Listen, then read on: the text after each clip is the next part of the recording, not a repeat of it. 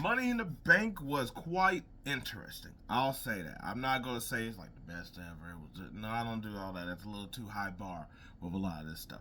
But interesting nonetheless. Some choices that I feel like we could all sort of say it should have went this way or that way. But I don't think the wrong choices necessarily. Um, I was like, but overall, good show, fun show, good wrestling, that whole thing. So it didn't disappoint in any of that.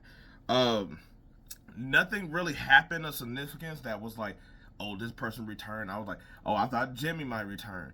I thought Trish might interfere with Zoe just or have an interaction with Zoe. That didn't happen. Logan Paul didn't come through. The Wyatt Six. I thought when Gable was up there about to get the ladder, I thought the lights were gonna go out. Hell, it sort of looked like it in the crowd to be honest, because like some of them the lights were down already and stuff like that. But that didn't happen either. So I was like, that's sort of surprising from any of those aspects. The Men Money in the Bank was really fun and really good. I was like, I like the spots that they set up. Carmelo and Andrade was the ones that were really out here bumping.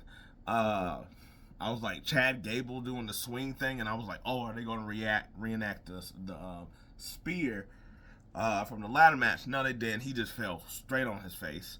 But Drew ended up getting the win, which I don't think none of us was surprised about because we either figured it was going to be Drew or Jay. Um, yeah, so Drew got the Money in the Bank, and since it was at the very beginning of the whole thing, we knew that he was going to cash in.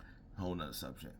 Um, then we had Braun Breaker versus Sami Zayn. Also a really fun match. I was like, they let Sammy get in a lot of his offense instead of Braun just destroying him. But I was like, I get what they were trying to do, trying to have the young guy versus the OG veteran type of dude, where it's like, oh, like like you need to learn, like like I'm gonna get you with things that you should learn type of stuff.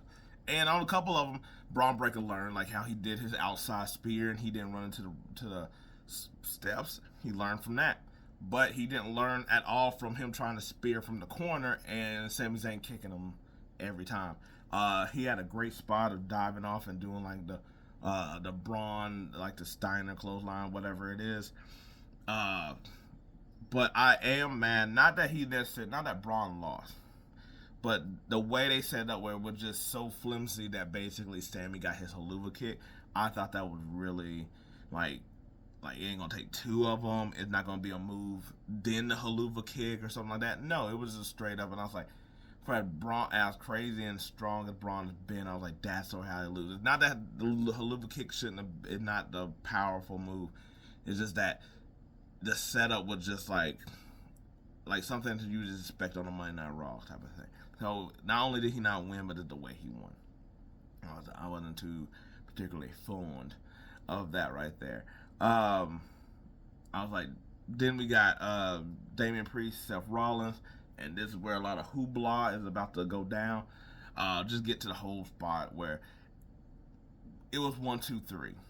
Seth had him down for the count, and nobody reacted at all in some type of way. I thought it was a botch, but I thought it was a botch on like Priest is in or Seth's in or whatever like that. But it's really because the music didn't hit right when Drew McIntyre was supposed to come through, and to me, I thought that something like that's supposed to also be on the fly too. That if it's getting really close, you go ahead and play it out as if you're not expecting nothing like that. Because also, to be honest, even if the music would have hit, it doesn't matter.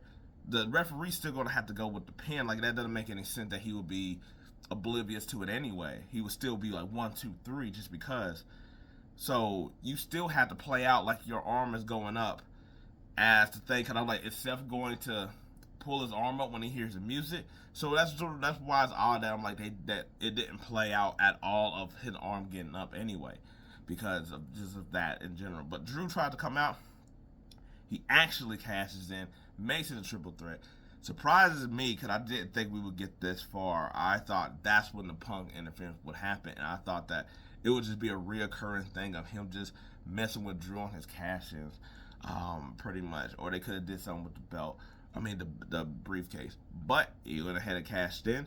I was like, they sort of did like a little bit of a three-way match. Not really, because after he sort of got into it with Seth, then CM Punk comes in and CM Punk just starts battering, beating them, and taking them out and stuff like that. And then Damien gets the win.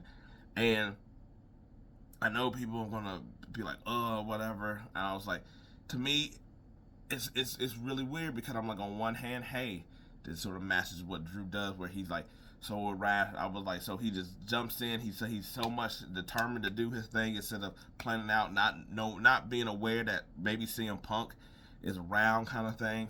Uh, it does. I was like, it helps build back the feud with Seth Rollins. That anybody forgot that was going to be the WrestleMania match anyway. I think also that puts heat on Damien and CM Punk, and also the fact that Damien can't win without any type of interference in none of his matches, which sort of might tell us that Gunther's going to win at SummerSlam. And also going back to Drew anyway, I was like being right there all the time, and that guy's in the way, because I'm like, yes, it's a little bit too predictable or cheesy or whatever you want to say of him, like, CM Punk interfering, but it's like he getting his lick back at the most possible time.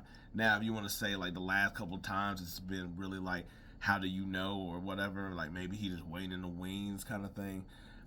Maybe it's not from that, but at the same standpoint, I'm like, hey, it's fine.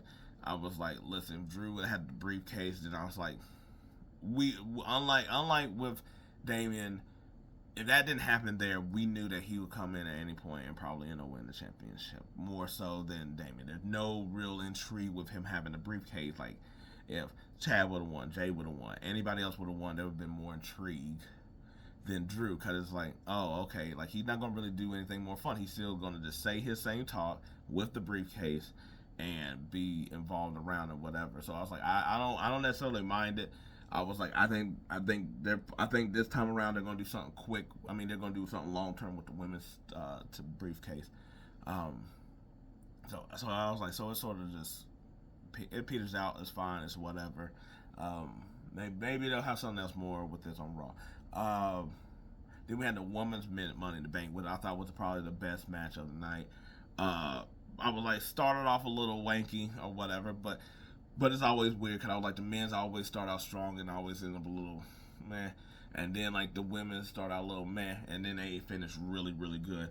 I was like, I feel like everybody was pretty much a highlight here, from Chelsea Green and everything she did, from Unprettier, Naomi, falling off the ladder. I was like, that was one of them things, because I haven't seen something like that in a while, that far of a drop.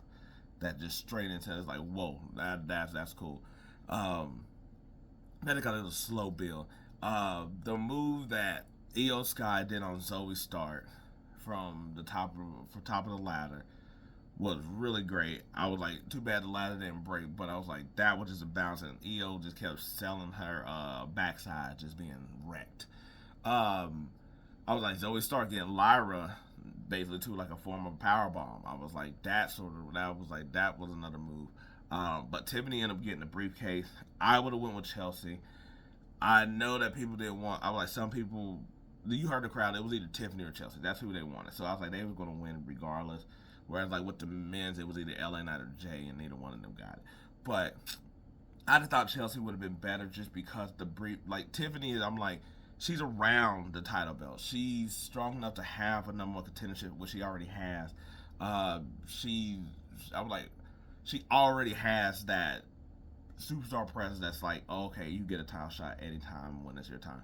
Whereas like Chelsea, because she's sort of a comedy character, that's why the briefcase will work on her. Not only because the briefcase itself works on people who got really interactive gimmicks, but also the fact that since she is a comedy character, she sort of was like a chicken shit heel, as they say. So it worked with her being the ultimate opportunist, because she has to be the ultimate opportunist, because she might get a title shot, but she probably won't. She might just be annoying and around. So it fits better on her and giving her the opportunity and the chance to do something. Whereas I was like, Tiffany, I'm like, we already see her interact just as much as Chelsea, but I'm like, but she gets these matches.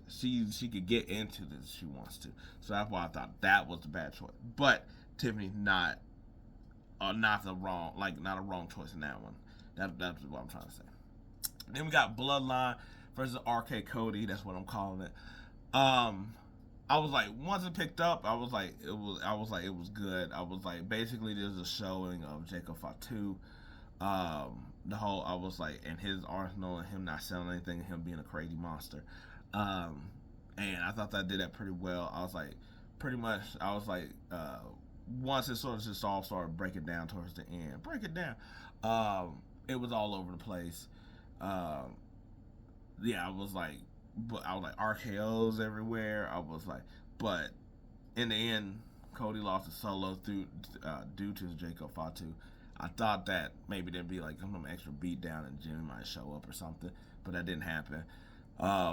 Yeah, Solo sort of got the win over Cody, and I was like, I don't mind that. It was just sort of the way it happened, and it was kind of like or whatever. But the Bloodline was going to win, and there was going to be no appearance from anybody because Jacob Fatu first match, and you want to sell this new Bloodline, how they basically are saying like Roman ain't it no more. They got rid of Paul Heyman. They needed a win big time over these guys, and also the setup whatever's going to be at SummerSlam as well too. Because now he got a pin over the champion that normally still gives you a number one contender shot.